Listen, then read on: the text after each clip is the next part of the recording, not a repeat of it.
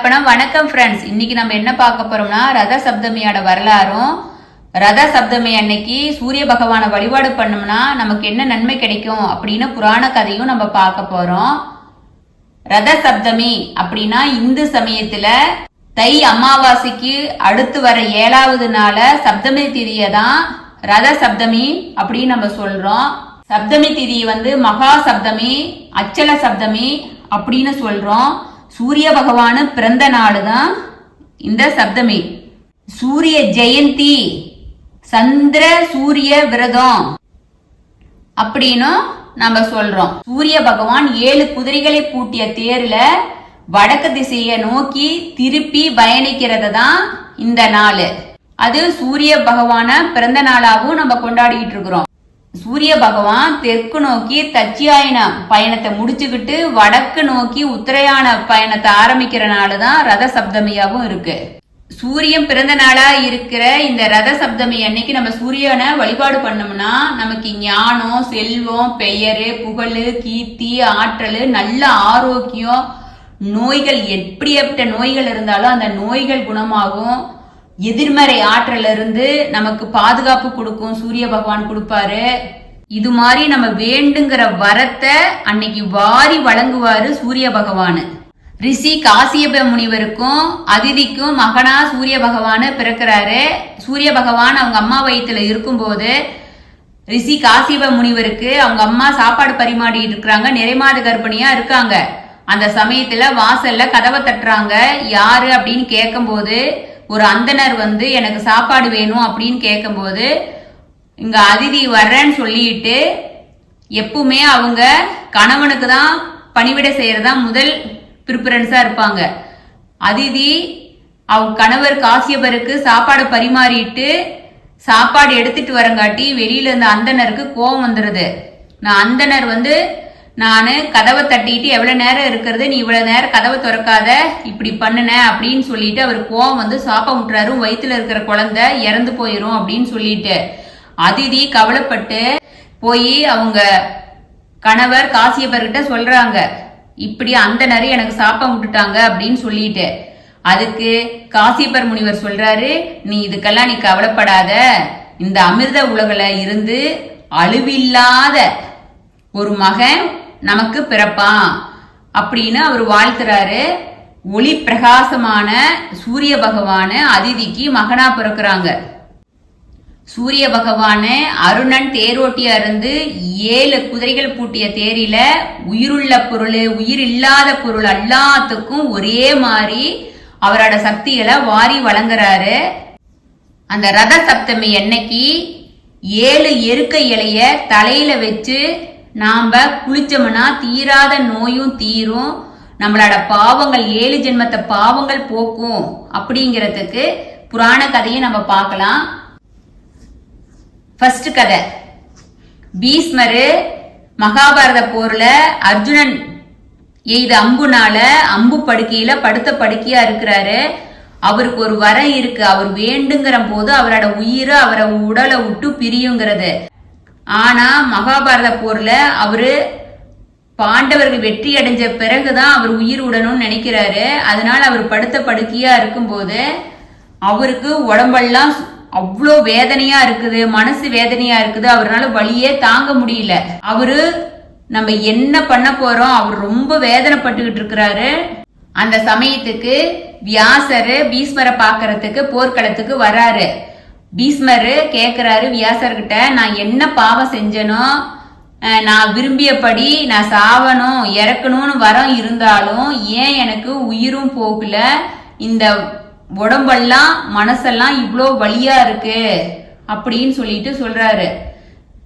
அதுக்கு வியாசர் சொல்றாரு, ஒருவர் தம் மனம் மொழி மெய்யால இன்னொருவருக்கு தீங்கு அநீதி செய்து மட்டும் பாவம் இல்ல, ஒருத்தர் கெடுதல் செஞ்சாலும் அதை தடுக்காம இருக்கிறதும் பாவம் தான் அப்படின்னு சொல்லிட்டு வியாசர் சொல்றாரு.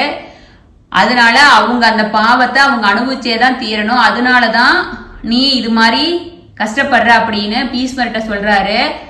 அப்பதான் பீஷ்மருக்கு புரியுது.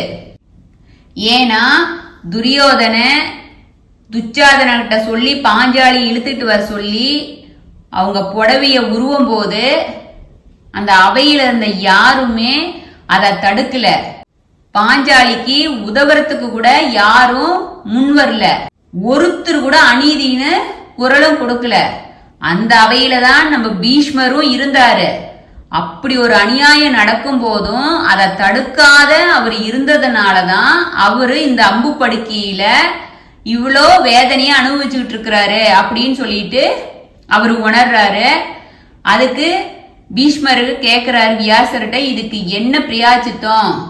அதுக்கு வியாசர் சொல்றாரு, யார் ஒருவர் தான் செஞ்ச பாவத்தை அது பாவம்னு சொல்லிட்டு உணர்றாங்களோ அப்பவே அவங்களோட பாவம் அவங்கள விட்டு போயிரும்.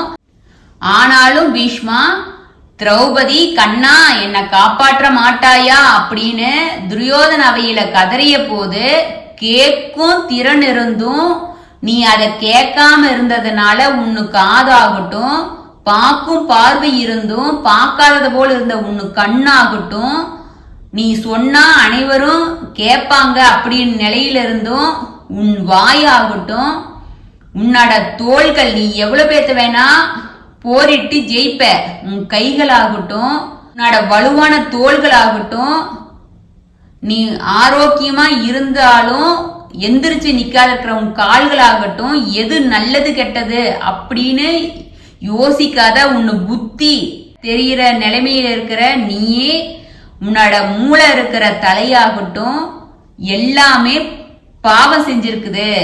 அதனால இது உன் விதி, அதனாலதான் நீ இது மாதிரி அனுபவிக்கிற அப்படின்னு சொல்லிட்டு சொல்றாரு. அதுக்கு நான் என்ன பரிகாரம் பண்றது அப்படின்னு பீஷ்மர் கேட்கும்போது பீஷ்மர் சொல்றாரு, அப்படின்னா இந்த அங்கங்களே எனக்கு வேண்டாம், இந்த அங்கங்களை எல்லாம் பொசுகக்கூடிய வல்லமை சூரிய பகவான்கிட்ட தான் இருக்குது. அந்த சூரிய பகவானோட அக்னி பிளம்ப என் மேல பாய்ச்ச சொல்லு அப்படின்னு சொல்லி பீஷ்மர் சொல்றாரு. வியாசர் சொல்றாரு பீஷ்மர்கிட்ட, சூரிய பகவான் அக்னி பிளம்ப உன் மேல செலுத்தணும்னு கிடையாது, சூரியனுக்கு உகந்த அர்க்கப்பத்திரங்கிற எருக்க இலைய உன் மேல அங்கங்கள் மேல வைக்கிறேன், அதுவே உன்னோட பாவங்களை எரிச்சிரும் அப்படின்னு சொல்லிட்டு சொல்றாரு. அர்க்கப்பத்திரம் அப்படின்னா எருக்க இலை, அர்க்கம்னா சூரியங்கிற பொருள் இருக்குது. அந்த அர்க்கப்பத்திரத்துல சூரியனோட முழு சக்தியும் இருக்குது அப்படின்னு சொல்லிட்டு அந்த அர்க்கப்பத்திரத்தை எருக்க இலைய வியாசரு பீஷ்மர் மேல வைக்கிறாரு. உச்சந்தலையில, 2 கண்ணுல, 2 தோள்பட்டையில, வாயில, 2 பாதத்துல, முழங்கால்ல, இப்படி 9 இடத்துல வைக்கலாம், 7 இடத்துல வைக்கலாம். அப்படி வச்சதையும் பீஷ்மர் அமைதியா ஆழ்ந்த தியானத்துல போயிடுறாரு. அவரோட பாவங்களும் போயிருது அப்படின்னு சொல்லிட்டு புராணங்கள்ல இருக்கு. ரத சப்தமி கதை 2. கம்போஜ் பேரரசுல யஜோவர்மா அப்படிங்கிற மன்னனு ஆண்டிக்கிட்டு வர்றாரு. அவரு ரொம்ப பெரிய மன்னனு. அவருக்கு வாரிசா ஒரு மகன் வேணும்னு நினைக்கிறாரு. அவருக்கு மகனே இல்ல. நிறைய யாகங்கள் செய்யறாரு. அவருக்கு ஒரு மகன் பிறக்குது. ஆனா அந்த குழந்தை பிறக்கும் போதே ஒரு பெரிய நோயாட பிறக்குது.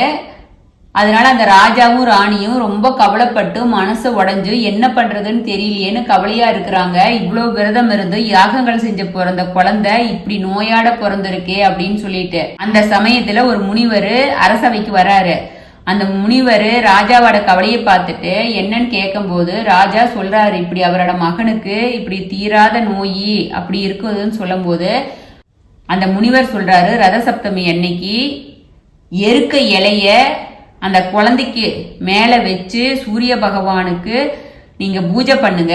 அது போல அந்த பையனுக்கு ரத சப்தமி அன்னைக்கு முனிவர் சொன்ன மாதிரி எருக்க இலைய வச்சு குளிச்சுட்டு சூரிய பகவானுக்கு ரத சப்தமி மந்திரத்தை சொல்லி பூஜை பண்றாங்க. அந்த பையனோட நோய் தீந்துருது. அவன் பிற்காலத்துல பெரிய ராஜாவா மக்களுக்கு நல்லது செஞ்சுக்கிட்டு ஆட்சி புரிஞ்சான். அதே போல ரத சப்தமி 3வது கதை என்னன்னா, நம்ம கிருஷ்ணரோட மகன் கதை தான். நல்ல கோபத்துக்கும் சாபத்துக்கும் பெயர் பெற்றவர் யார்? முனிவர். கோபக்கார முனிவர்னா துர்வாச முனிவர் தான். ஒரு தடவை துர்வாச முனிவர் கிருஷ்ணரை பாக்கிறதுக்கு போறாரு. அப்ப துர்வாச முனிவர் ரொம்ப கடுந்தவம் செஞ்சு இருந்ததுனால அவர் உடல் ரொம்ப மெலிஞ்சிருந்துச்சு. அதே சமயம் கிருஷ்ணரோட மகன் சம்பன் மிகவும் வலிமையானவனா இருந்தான். நல்ல உடல்வாகு கொண்டவனாகவும் நல்ல பயில்வான் மாதிரி அவன் மகன் நல்ல ஸ்ட்ராங்கா கிருஷ்ணரோட மகன் சம்பன் இருந்தான். அந்த சம்பன் முனிவனான பலவீனமான உடலை பார்த்து கேலி பண்ணி சிரிக்கிறான். அதனால கோபம் அடைஞ்ச துர்வாச முனிவர் டக்குன்னு சாபம் விட்டுருவாரு. ஏன்னா அவர் தான் கோபக்காராச்சு இல்லையா. அவரு சாபம் என்ன விடுறாரு கிருஷ்ணன் மகன் மேல, நீ தொழுநோய் புடிச்சு நீ இல்ல அப்படியே தொழுநோயாட கிடப்ப அப்படின்னு சொல்லிட்டு சாப்பிட்டுறாரு. துர்வாச முனிவர் சாப்பம் விட்டுட்டு அவர் கிளம்பி போயிடுறாரு. கிருஷ்ணர் தம் மகனுக்கு தொழுநோய் வந்ததை பார்த்துட்டு சூரிய பகவான வணங்கும்படி சொல்றாரு.